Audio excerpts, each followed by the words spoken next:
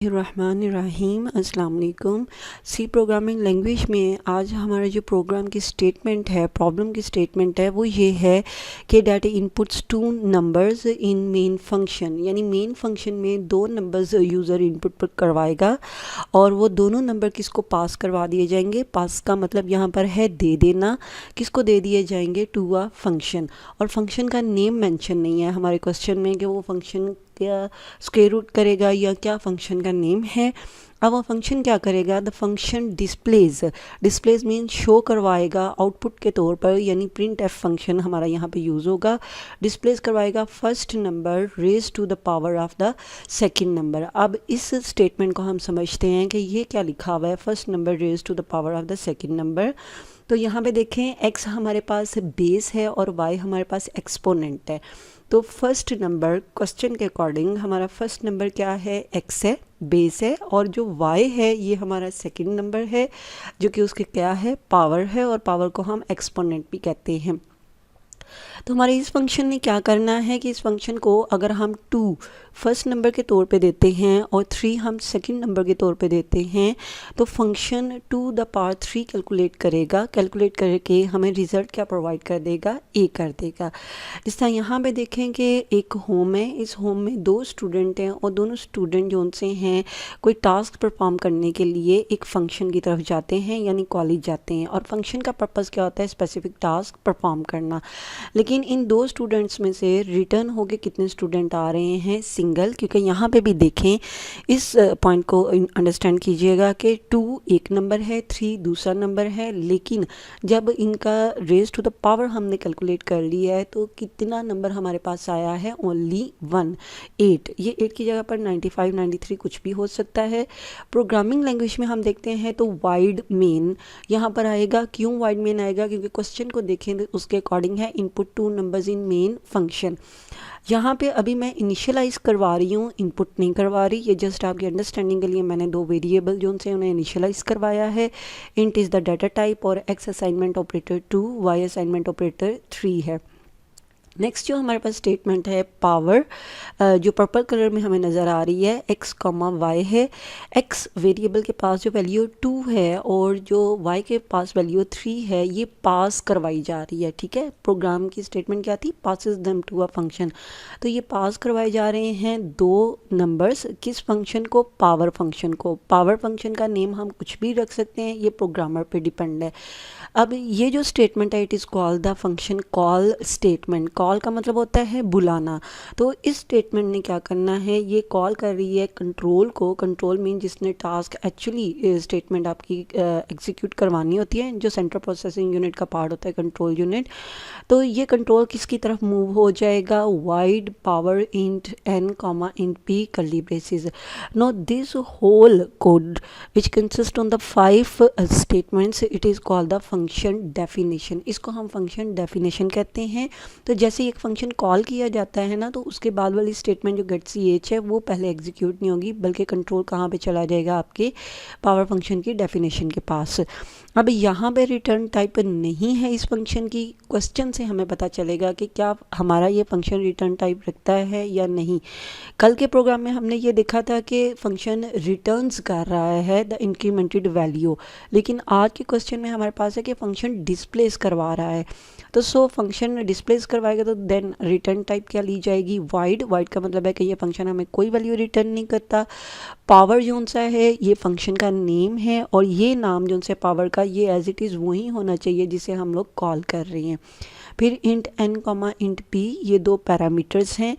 x के पास जो value है वेरिएबल के पास, जब इस फंक्शन को कॉल किया गया है तो x वेरिएबल की वैल्यू 2 पास करवा दी गई है, यानी दे दी गई है किस वेरिएबल को, n को। और y की जो वैल्यू है 3, वो पास करवा दी गई है कॉपी करके किस वेरिएबल को, p को। Next one int r assignment operator power पा, POW पाओ, और इसके बाद हमने ले लिया है parenthesis n comma p statement terminator. अब ये जो फंक्शन का नेम है POW, ये हमारा बिल्ट इन फंक्शन है, यानी ये प्री डिफाइंड फंक्शन है math.h है हेडर फाइल का, जिसको हम यूज़ करवाएंगे। जिस तरह getch हमारे पास बना बनाया फंक्शन है conaio.h का, तो ये जो फंक्शन है POW पाओ, ये क्या करता है, इसके पास n जो वेरिएबल गया है ये एज अ बेस के तौर पे गया है। जैसे x द पावर y है तो x की वैल्यू 2 या फिर n की वैल्यू 2, वो यहाँ पर बेस के तौर पर आएगी, कॉमा के बाद p जोन सा है ये पावर यानी 3 आएगा। यानी POW फंक्शन ने क्या करना है, 2 को 3 टाइम्स मल्टीप्लाई करके इसकी वैल्यू रिटर्न कर देनी और किसे दे देनी है, r वेरिएबल को। इसके बाद यहाँ पे प्रिंट एफ की स्टेटमेंट क्यों यूज़ हो रही है, क्योंकि स्टेटमेंट देखें यहाँ पे लिखा हुआ है डिस्प्लेस करवाए, ठीक है। तो डिस्प्लेस करवाना मीन आउटपुट दे, तो आउटपुट देने के लिए हम कौन सा फंक्शन यूज़ करते हैं, प्रिंट एफ का फंक्शन है, double quotation result form specified d equal comma r. तो आर के पास हमारे पास क्या आ जाती है, ये वैल्यू आ जाती है जो यहाँ पे कैलकुलेटेड है, तो result as it is text के तौर पर प्रिंट होगा, और फॉर्म स्पेसिफाइड डी जोन सा है ये किसकी वैल्यू को डिस्प्ले करवाएगा, आर की। हमने 2 नंबर इनपुट करवाने हैं, तो इसलिए मैं इंट डाटा टाइप के साथ 2 वेरिएबल्स को डिक्लेयर करने लगी हूँ, int n comma int y, ठीक है। और स्टेटमेंट टर्मिनेटर, 2 वेरिएबल डिक्लेयर हो रहे हैं, इनिशियलाइज नहीं किए जा रहे। ये हमने अपने हर प्रोग्राम में देखा है कि वेरिएबल को डिक्लेयर करना क्यों लाजमी होता है, स्पेशली जब आपके प्रोग्राम के अंदर हमने इनपुट करवानी होती है, क्योंकि आपके जो भी user during the program execution value input करवाता है वो कहाँ जाके स्टोर होती है, वेरिएबल में, ठीक है जी। इसके बाद डिक्लेरेशन के बाद यहाँ पे लिया गया है क्लियर स्क्रीन फंक्शन, ये कॉल करवाया गया इस फंक्शन को, which is the function of conaio.h। फिर प्रिंट एफ फंक्शन है जिसने हमें आउटपुट स्क्रीन पे डिस्प्ले करवानी है, एंटर 2 नंबर्स, ये यूज़र के लिए मैसेज है कि उसे पता चले कि एंटर 2 नंबर्स, मैंने 2 नंबर्स एंटर करवाने हैं। हम यहाँ पे आगे स्टेटमेंट बढ़ा भी सकते हैं, enter 2 numbers to calculate their powers, calculate power को कैलकुलेट करने के लिए 2 नंबर्स जो उनसे उन्हें एंटर करवा दिया जाए। इसके बाद स्कैनएफ फंक्शन यूज़ किया जाता है। स्कैनएफ फंक्शन कौन सा फंक्शन है, इनपुट फंक्शन है, और इस इनपुट फंक्शन के थ्रू हम क्या करते हैं, ड्यूरिंग प्रोग्राम एग्जीक्यूशन अपने वेरिएबल्स के अंदर वैल्यू को स्टोर करवाते हैं। यहाँ पे मैंने 2 फॉर्म स्पेसिफाइड डी लिए हैं, क्यों लिए जा रहे हैं, क्योंकि यूज़र ने 2 नंबर्स एंटर करवाने हैं और वो 2 नंबर 2 वेरिएबल्स में स्टोर होने हैं, ठीक है, एन और वाई में। तो इसलिए मैंने यहाँ पे फॉर्म स्पेसिफाइड डी और फॉर्म स्पेसिफाइड डी 2 लिए हैं। कॉमा के बाद हमारे पास आ जाता है address operator n, comma address operator y. Address operator क्या होता है, ये हमें बताता है कि मेमोरी में, रैम में कहाँ पे हमारा वेरिएबल जो सा है वो क्रिएट हुआ है। इसके बाद हमारे पास स्कैनएफ फंक्शन के बाद हमने क्या करना है, जो यूज़र डिफाइंड फंक्शन होगा, यानी ये जो पावर है ये मैं खुद फंक्शन का नेम रख रही हूँ एज अ प्रोग्रामर, ठीक है, पावर। और इस फंक्शन को क्या किया जाएगा, 2 नंबर हमने पास करवाने हैं, तो n कॉमा वाई, ये मैंने 2 नंबर इसको पास करवा दिए हैं, और get ch। But always remember, जब हमारे प्रोग्राम फंक्शन के होते हैं तो तब हमने क्या करना होता है, हमने अपने फंक्शन को सबसे पहले डिक्लेयर करना होता है, ठीक है। मैं यहाँ पे ये कमेंट लगा रही हूँ और यहाँ पे लिखने लगी हूँ पावर फंक्शन डिक्लेरेशन, क्योंकि विदाउट डिक्लेरेशन हम किसी भी फंक्शन को जोन सा है यूज़ नहीं कर सकते। वैसे तो फंक्शन को यूज़ करने के 3 मेथड्स होते हैं, लेकिन हमारे इस सिलेबस में क्या है कि हमने इसी सिंटैक्स को फॉलो करना है। वाइट मीन हमारा पावर फंक्शन वैल्यू रिटर्न नहीं करेगा, POWER पावर ये फंक्शन का नाम रख दिया है। और अगेन मैं कह रही हूँ फंक्शन का नेम या आइडेंटिफाई जोन सा है ये यूज़र पर यानी प्रोग्रामर पर डिपेंड है कि वो क्या रखता है।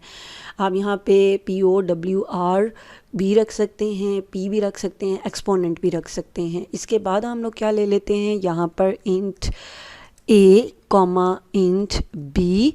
क्यों हम दो पैरामीटर्स दे रहे हैं, इसलिए दिए जा रहे हैं क्योंकि आपके फंक्शन को हमने दो नंबर्स पास करवाने हैं। अच्छा, इसके पैरामीटर देने के भी दो तरीके हैं। एक तो ये है कि हम सिर्फ यहाँ पे डाटा टाइप बता दें, या फिर हम क्या करें, डाटा टाइप के साथ हम ए को भी यहाँ पर लिख दें, यानी वेरिएबल्स के नेम को भी टाइप कर दें। तो ये एक यूज़र डिफाइंड फंक्शन की डिक्लेरेशन हो गई है। और ये फंक्शन हम क्यों बना रहे हैं, क्योंकि अकॉर्डिंग द प्रोग्राम स्टेटमेंट हमारे पास ये था कि दो नंबर इनपुट करवाए जाएं और पास करवाए जाएं एक फंक्शन को, और वो फंक्शन फिर कैलकुलेट करे। इसके बाद वाइड मेन के जब ये डेलीमीटर्स क्लोज हो जाते हैं, जहाँ पे वाइड मेन की बॉडी क्लोज हो जाती है, इसके बाद हम क्या करते हैं, मैं कमेंट में यहाँ पे लिख के बता रही हूँ। कमेंट क्या होते हैं, जो during the program execution execute नहीं होते, तो मैं कमेंट में बता रही हूँ कि पावर फंक्शन डेफिनेशन, यहाँ पे पावर फंक्शन की क्या दी जा रही है, डेफिनेशन दी जा रही है। और डेफिनेशन क्या होती है किसी भी फंक्शन की, that tells what a function does, कि आपका फंक्शन क्या करता है या क्या टास्क परफॉर्म करेगा। जिसका आपके कैलकुलेटर पे स्क्वायर रूट का बटन होता है, तो वो बटन आपको बता देता है कि इसने स्क्वायर रूट को कैलकुलेट करके देना है। ठीक है, इसी तरह ये हमें बताएगा कि मैंने कौन सा टास्क परफॉर्म करना है। इसका जो हेडर होता है ये सेम एज इट इज़ हमने वही देना होता है जो फंक्शन की हमने डिक्लेरेशन में दिया होता है। जैसे ये ऊपर फंक्शन की डिक्लेरेशन है ना, तो अगर आप इसको चेक करें, वाइड पावर इंट ए कॉमा इंट बी, तो एज इट इज़ ये भी क्या है, वाइड पावर इंट ए कॉमा इंट बी, ये एज इट इज़ हमारे पास होने चाहिए। इसके बाद कर्ली ब्रेसेस आ जाती है, और curly braces opening and closing.